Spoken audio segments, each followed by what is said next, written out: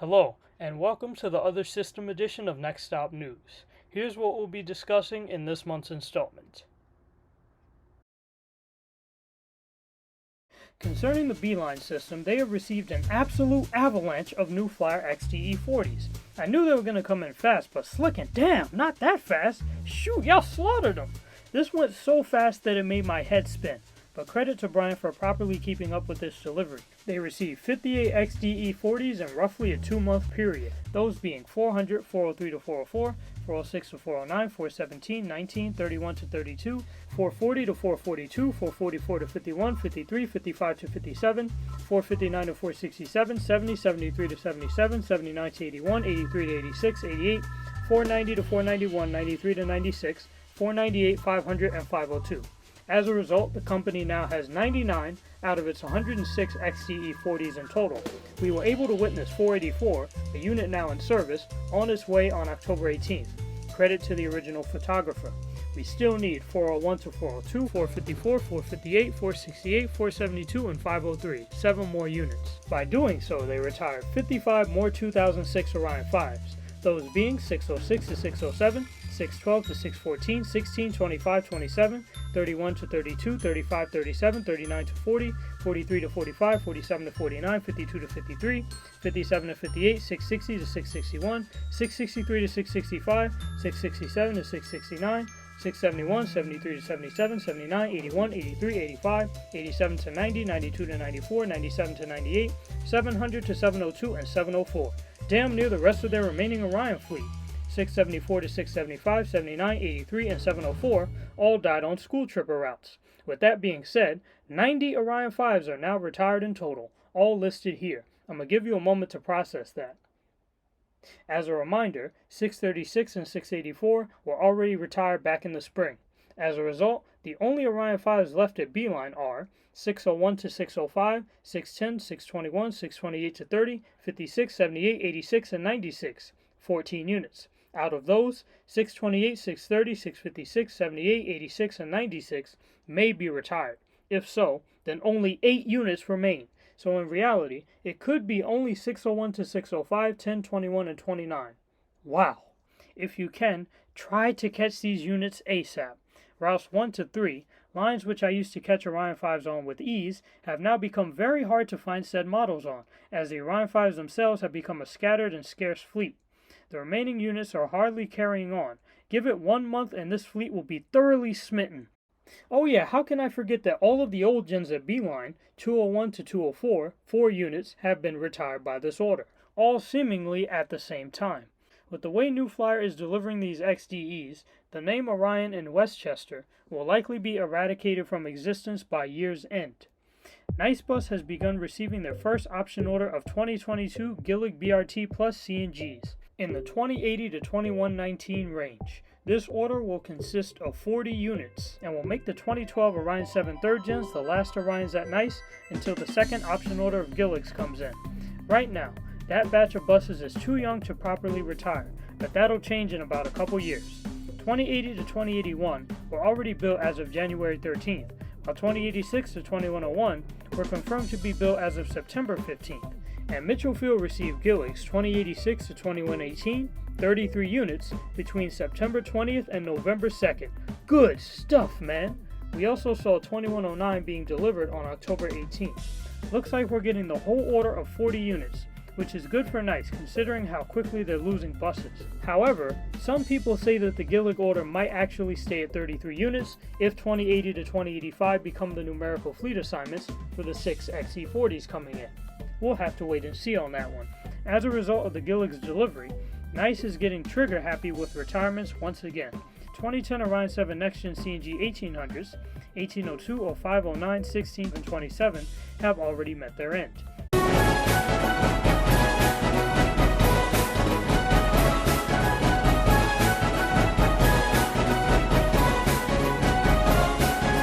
Leaving 34 Orion 7 CNG 1800s in service. Credit to Dodge 15, MTA Bus Transit Center, and Lloyd for this info. The first 2022 Gillig to enter service was 2093 on October 28th, which did so on the N15 and N43. Overall, 6 2022 Gilligs are now in service, which are listed here. In conclusion, fan the 2010 next gens from 1800 to 1839 ASAP. The fleet expected to replace MBTA's dual-mode Neoplans has been confirmed. 45 XDE60s number from 1300 to 1344, with 1300 already being on property as of April. There's a lot more to say about this agency, but they're so delinquent that it requires a separate video. Oh my goodness. New Jersey Transit inherited a new depot to hold some of their various bus routes and to ease pressure off of Oradell Garage, which was smart since the facility is within geographical proximity to Oradell. The new facility in question is Westwood Garage, which they inherited from Rockland Coaches and used to store the following routes listed on your screen. Credit to Sylveon for letting me know about this in August. The facility has been under New Jersey Transit operations since September 3rd. On October 5th, it was announced that Hoboken Terminal will become Hoboken Connect, thanks to a $167 million allotment. This project was initially planned as early as 2005. It will renovate everything around it as well, including the bus terminal and ferry networks just outside the station. This will help prepare the location for climate change, while simultaneously making it more accessible and economically beneficial. The agency also received a brand new 2022 XE40 22901 on September 10th, which entered service on October 24th on Route 452. It's interesting to see that the scheme of the bus is completely different from that of the 2020 XD60s. Let's be honest, that other thing isn't even a scheme. That's just the color. This is a scheme.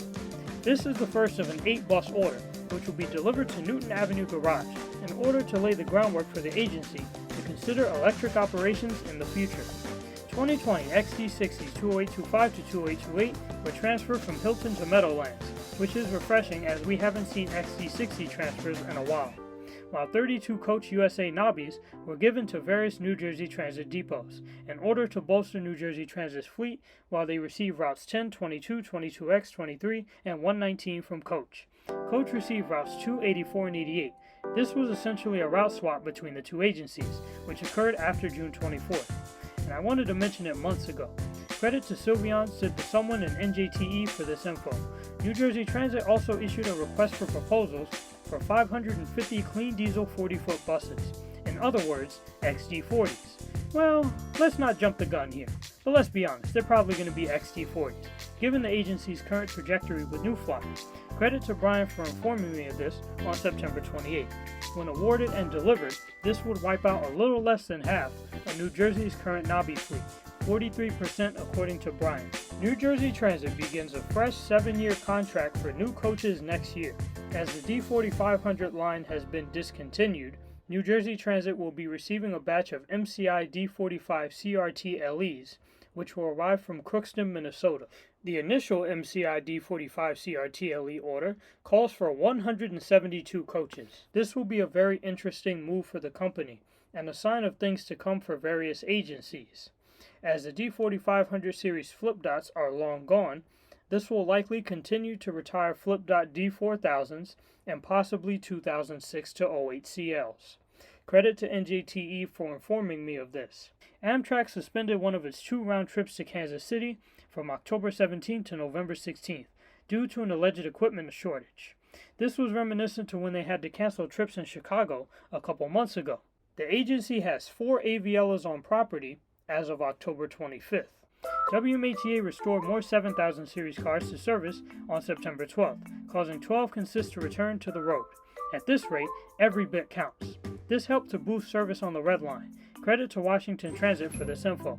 Their aerial structures rehab project repaired various bridges along the line, while the blue and yellow lines closed south of Washington Airport from September 10th to October 22nd. 5 stations were renamed, while the Silver Line began simulated service on October 2nd. The line will be ready for commuters by November 15th. More 7000s are expected to be brought into this.